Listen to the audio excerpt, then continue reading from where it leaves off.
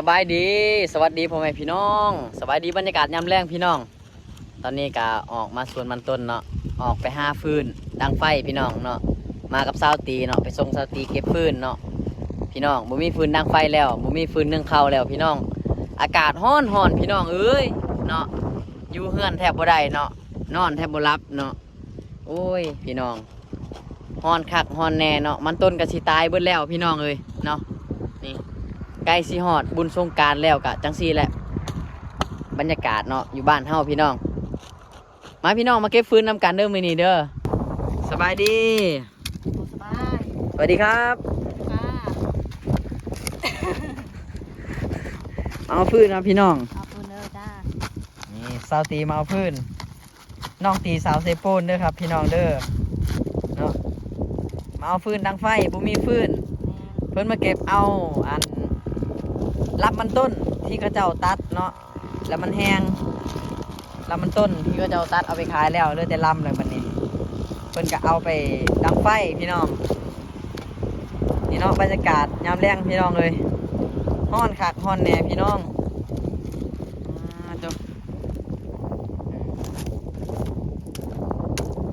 ไม่ได้มาซอยเล่าด้วยพี่น้องมายืนเป็นกำลังใจเนาะบ่าวไทยบ้านนอกซอยขับรถซื้อๆ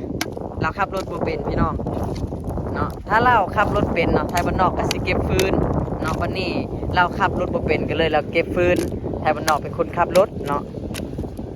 แม่นบ่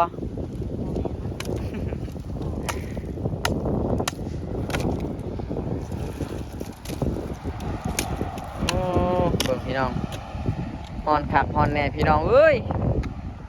ถ้าแบบนี้นะเบิดปีโอ้ยตายแท้ๆเนาะคนเฮาอยู่บ่ได้ล่ะพี่น้อง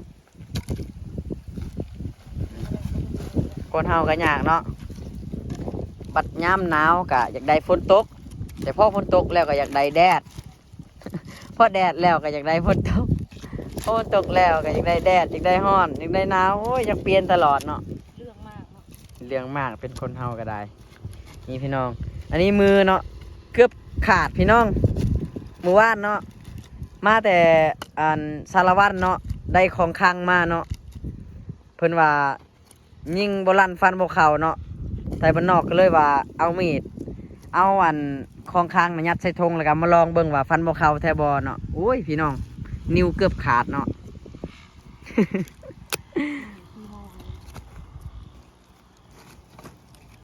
แล้วก็บ้านเฮาซูมือพี่น้องนับมือนับอยู่ยากหลายขึ้นเด้อพี่น้องเด้อเนาะเพราะว่าจะเป็นนิยังต่างๆก็แพงขึ้นเบิดพี่น้องเลยเนาะน้ำมันกับลิตร1 50,000 กีบเนาะอยู่บ้านของบ่าวไทยบ้านนอกเนาะหรือว่าบ่าวลาเอ็กพี่น้องเนาะไปใส่แทบบ่ได้พี่น้องเนาะไปเฮือนพี่น้องแป๊บนึงกับเบิด40-50,000เบิด100,000 กีบละโอ้ยบ่ไหวแล้วพี่น้องเลยเนาะไปตลาดคราวเดียวนะว่าสิซื้อของกินของอยากเนาะ100,000 กีบเบิดเติมน้ำมันโอ้ยเป็นจังไดเนาะบัดนี้พี่น้องเลยจังสิอยู่ได้เนาะเศรษฐกิจช่วงนี้จักสิเฮ็ดยังดีเนาะจังสิได้เงินได้คำนี่เนาะเว้ามาแล้วก็เมื่อยเลยพี่น้องอันนี้ชีวิตคนงานรับจ้างพี่น้องเสียบมันเนาะหรือว่าปลูกมันเนาะยามมื้อแลงเพิ่นกลับมามีแต่ผู้สาวซ้ำน้อยอายุ16-17เนาะ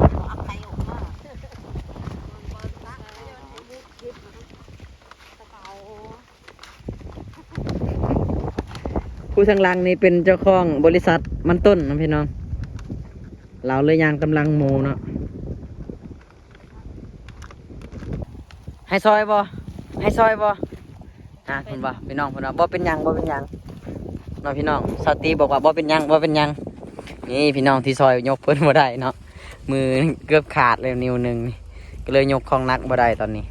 ให้เพิ่นยกผู้เดียวเนาะขับรถบ่ค่ะเอาเป็นขับโอเว่นเนาะคนนะพี่น้องโอ้ยสอนมาหลายเถื่อนเลยพี่น้องเรื่องเว้าแล้วก็เว้าอีกเนาะเรื่องสอนสาวตีรถจักรจักจังใดเนาะญาติเนาะคน จักยานอย่างวะเหยียบเกียร์หนึ่งแล้วก็ค่อยเร่งไปจะว่าลายนะจะไหนเวลาไปตลาดก็สบายเนาะผัวบ่ต้องส่งถ้าเว้าในหนึ่งก็ดีเลยพี่น้อง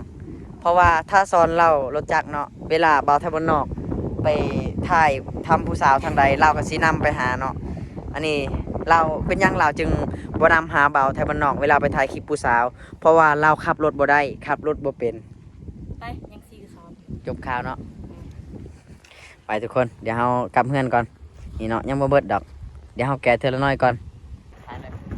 นี่แหละทุกคนโอ้แม่นเราบ่ซอยเนาะเราซอยอยู่ ซอยขับรถ ซอยกับรถเนาะ เจ้าย่างเอาเด้อ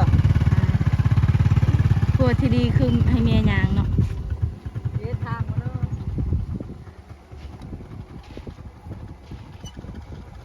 ก ระตู้ก็น้อยๆแฮงเนาะคันผู้ใดบ่ฮู้ก็คิดว่าเป็นเด็กน้อย แต่ว่าเฒ่าแล้วเนาะหน้ากะแลดำก็บ่เป็นหยังเนาะทุกคน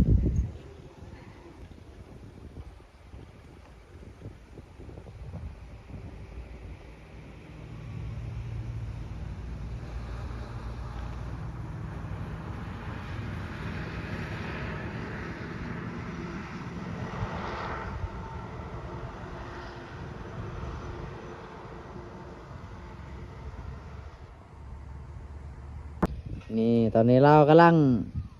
ทาเครื่องเจาะแต่ว่ายังไม่ทันได้เทื่อก็เลยเอาตัวนี้เจาะโอ้ยสิแล้วบ่พี่น้องบ้านนี้มึงเด้อพอตาเราเจาะเอาเหล็กบ่าวไทยบ้านนอกหลังจากที่มาเอาฟืนแล้วเนาะกะมาเบิ่งเฮือนซ่านพอตาเนาะที่ผู้ใหญ่เพิ่นให้เบิ่งซอยนะพี่น้องตอนนี้เครื่องมือก็ยังบ่ทันครบเนาะพี่น้องแต่ว่าพอตานี่สู้ชีวิตเฮ็ดไปเรื่อยๆพี่น้องเลยเนาะโดยที่ว่าเพิ่นบักเศร้านะพี่น้องใส่พอตาเล็กนะที่เจ้าบักเศร้านะนี่พี่น้องเล็กเลยใบเดียวเนาะเพิ่นบักได้12เสาเนาะใส่เวลาจักมือเขาไปตาพอตาที่เจ้าบักนะ 4 มื้อแล้ว 4 มือเนาะว้าตุ๊พี่น้องเราเก่งได้พี่น้องเลยเราเฮ็ดนี่เนาะถ้าเรามีเครื่องมือครบนี่โอ้ยเราเฮ็ดนี่คราวเดียวเนาะเราเฮ็ดเองได้ดีเนาะนี่เราเครื่องเจาะก็ยังบ่ได้เนาะพี่น้องเจาะเสานี่เห็นบ่เฮาเจาะแล้วก็เฮาสิใส่บ่ลองนี่เรายังบ่ทันได้เทื่อพี่น้องเนาะ ไผก็บ่ เบิ่งเราบักนะงามๆนี่พี่น้องเอ้ยโอ้ยซ้ำกับสร้างมาตรฐานเนาะสร้างที่ว่าเก่งๆเนาะเราบ่ได้เฮ็ดดนเราบ่ได้เฮ็ดหลายมือเด้อนี่เด้อเราเฮ็ดดนเทื่อเนาะแล้วก็หาเฮ็ดก็เฮ็ดอีกละถ้าเกิดเราไปน้ำสร้างบ่เฮ็ดน้ำสร้างคู่มือนี่เราน่าจะเป็นสร้างเฮือนใหญ่ก็เป็นไปได้ล่ะพี่น้องเนาะนี่พ่อตาแม่ตาเนาะซอยกันพี่น้องเนาะมาเบิ่งซอยเพิ่นนี่แหละเนาะตอนนี้ก็มีแต่นั่งทาผู้ใหญ่เพิ่นโอนเงินเนาะพ่อตาเนาะ โดย ถ้าเพิ่นโอนเงินมาแล้วก็เฮาไปซื้อเครื่องกบไม้อันแหละที่เฮาเว้าแล้วมื้อนั้นแหละเราเว้าเพราะว่าเราก็เฮ็ดเวียกหลายช่วงนี้น่ะเฮ็ดเวียกหลายโพดวันเสาร์วันอาทิตย์ก็เฮ็ดงานช่วงนี้ถือว่าเวียกหนักหลายเราก็เลยจนบ่มีเวลาสิโอนเงินให้แต่ว่า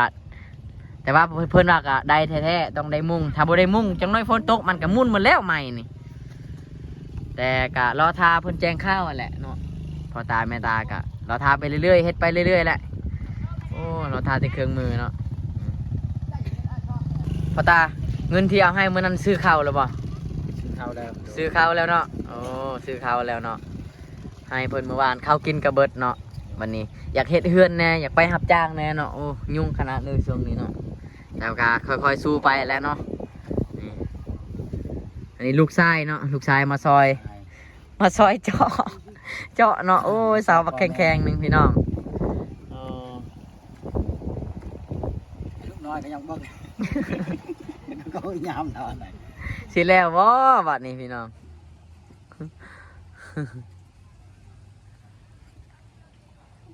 เอาค่อยๆเฮ็ดไปเนาะ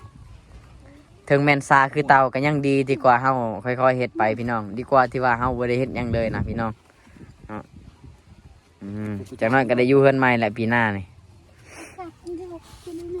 ดีใจน้ำเพิ่นเด้อพี่น้องเนาะแต่เพิ่นก็ตั้งใจเฮ็ดเอหลีเนาะเอาทุกคนอากาศร้อนแห้งเนาะตอนนี้บ่าวไทยบ้านนอกก็ขอตัวไปอาบน้ำก่อนพี่น้องร้อนบักคักเลยพี่น้องเอ้ยโอ้ยเนาะลมก็บ่มีเลยอึดอัดคักขนาดเนาะเดี๋ยวสิไปอาบน้ำก่อนพี่น้องให้อากาศเย็นสดชื่นแล้วก็จังค่อยมาอัดคลิปต่อเนาะสบายดีเด้อ